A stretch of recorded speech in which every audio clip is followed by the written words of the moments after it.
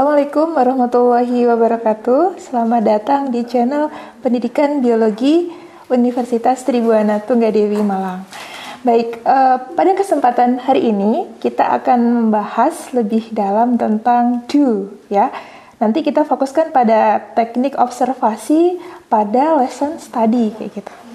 Oke, pada tahap do, tahap pelaksanaan ini ada dua kegiatan utama. Yang pertama itu adalah tahap pelaksanaan pembelajaran. Ini dilakukan oleh guru model atau dosen. Kemudian yang kedua itu adalah tahap atau kegiatan observasi pembelajaran, di mana ini dilakukan oleh tim lesson study atau observer, gitu ya. Baik, selanjutnya apa saja sih hal-hal yang harus diperhatikan pada saat tahap do bagi guru model? Yang pertama, berani dan jangan takut salah. Itu poinnya yang pertama. Kemudian yang kedua, kelengkapan bahan ajar dan media pembelajaran. Nah, kemudian yang ketiga, fokus ke semua siswa dan durasi pembelajaran. Seperti itu. Yang selanjutnya, hal yang harus diperhatikan oleh observer ini harus yang pertama adalah tepat waktu. Jadi kalau bisa observer itu harus sudah ada di kelas sebelum siswanya datang, seperti itu. Kemudian yang kedua adalah posisi waktu pengamatan.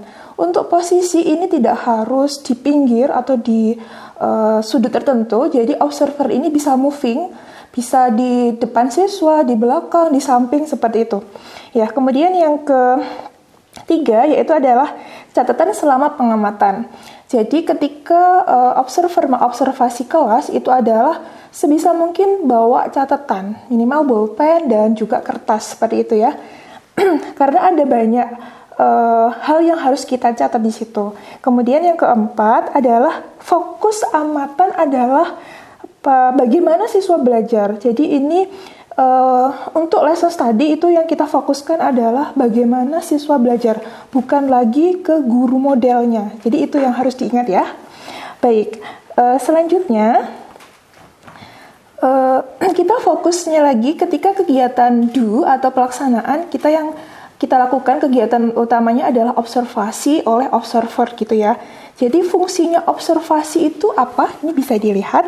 Jadi yang observasi itu berfungsi untuk mengenali bagaimana mekanisme pemahaman siswa dan bagaimana proses berpikir siswa, seperti itu ya. Next, di sini ada beberapa hal yang difokuskan pada kegiatan observasi, ada 4 ya. Yang pertama, kapan dan bagaimana siswa belajar. Ini harus dicatat di lembar observasi tadi itu ya. Jadi bisa dicantumkan menit keberapa dan apa yang dilakukan siswa, seperti itu. Kemudian yang kedua adalah bagaimana dialog. Di sini ada dialog antar siswa dengan siswa, kemudian dialog siswa dengan guru ataupun media. Kemudian yang ketiga adalah apa sih dialog siswa dengan dirinya sendiri. Ini bisa kita amati sebenarnya dari observer ketika kita mendekat dengan siswa, seperti itu. Kemudian yang ketiga adalah bagaimana pola pembelajaran yang terbentuk di kelas. Ini bisa kita amati, bisa kita analisis mulai dari tahap pendahuluan, kemudian tahap inti sampai ke tahap penutup. Kemudian yang keempat adalah bagaimana cara siswa berpikir.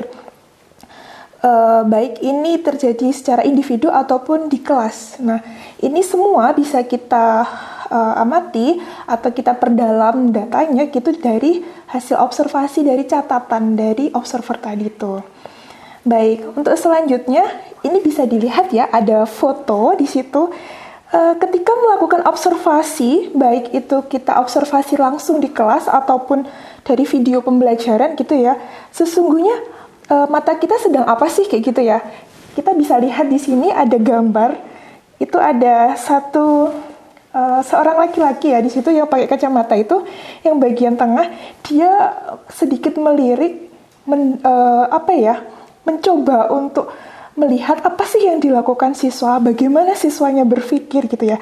Jadi di situ kalau kita bisa simpulkan ada kegiatan menajamkan lensa untuk mengamati siswa secara detail gitu ya.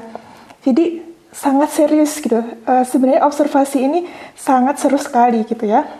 Baik, saya punya gambar lagi di next slide ini ya. Bagaimana situasi observer pada saat observasi di kelas? Saya punya 2 gambar di sini. Kalau misalnya Anda semua lihat di sini, ini terjadi di mana kok gaduh sekali gitu ya.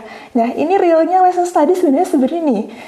Seperti ini. Kemudian yang duduk, yang mencatat itu adalah gambar mahasiswa di sini yang sedang diskusi mungkin, atau dia mencatat pembelajaran seperti itu. Nah, observernya itu adalah yang berdiri. Ada ibu-ibu, bapak-bapak yang bawa catatan dan menulis. Nah, itu observernya. Observernya itu boleh mengelilingi diskusi kelompok tadi, boleh. Kemudian ada juga yang sampai jongkok ya di sini ya, ibu yang berpakai kerudung kuning gini ya. Dia sampai jongkok, dia punya catatan, kemudian mengamati, mencatat pembelajaran atau diskusi atau percakapan dari mahasiswa tadi gitu. It's okay, nggak apa-apa. Jadi bisa berdiri, bisa jongkok di samping, sebelah, belakang, depan, itu it's okay, nggak apa-apa gitu ya. Jadi apakah ini tidak mengganggu pembelajaran? Mungkin pada awal kalau di kelas itu belum pernah lesson study gitu ya, mungkin siswanya atau mahasiswanya akan sedikit terganggu gitu ya. Tapi lama-kelamaan ini akan terbiasa, jadi seperti itu. Jadi mungkin di awal itu dosen atau guru menekankan bahwa nanti di kelas akan ada observer, atau kita bilang jangan observer ya, ada orang yang ingin belajar di kelas kita gitu ya. Jadi jangan terganggu atau tidak perlu menghiraukan mereka. Mereka ingin belajar di kelas kita, seperti itu saja ya. Baik, next ini saya punya gambar ya. Di situ ada mata banyak. Jadi kalau misalnya lesson study ini hanya sebatas live lesson atau video pembelajaran, maka cenderung akan terjadi seperti gambar ini. Jadi yang kita lihat hanya di permukaannya saja, meskipun banyak kita lihat dari berbagai sudut pandang gitu ya. Tapi yang kita lihat hanya permukaan es di atas permukaan air laut saja gitu ya. Tetapi berbeda ketika kita misalnya observasinya secara mendalam dengan mencatat percakapan seperti itu ya. Itu yang akan kita lihat adalah mulai dari es di atas permukaan sampai di bawah. Nah, justru yang di bawah ini yang akan kita lihat lebih jauh. Nah, ini bagaimana caranya kita bisa melihat secara keseluruhan es di atas permukaan laut maupun di bawah itu bisa kita lihat atau bisa kita lakukan dengan cara mencatat transkrip atau percakapan siswa ketika dia melakukan pembelajaran di kelas gitu ya. Jadi kita bisa melakukan pencatatan dengan menuliskan transkrip seperti ini ya.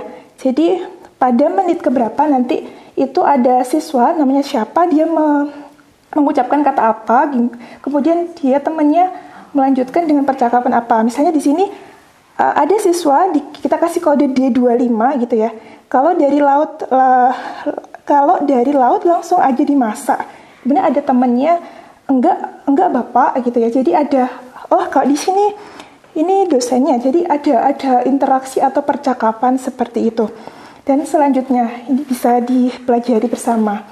Jadi sebenarnya kalau pada teknik observasi ini kegiatan utamanya adalah bagaimana kita menajamkan lensa kita untuk mengamati gitu ya. Kita bisa menggunakan semua indera yang kita punya, baik mata, kemudian indera pendengaran dan sebagainya. Kemudian kita juga bisa menggunakan alat ya. Alat bisa kita recorder atau kita video seperti itu. Dan satu lagi tadi yang penting adalah teknik pencatatan tadi ya, pakai transkrip percakapan seperti itu. Mungkin itu saja dari saya. Kita ketemu lagi di next video. Oke, terima kasih semuanya.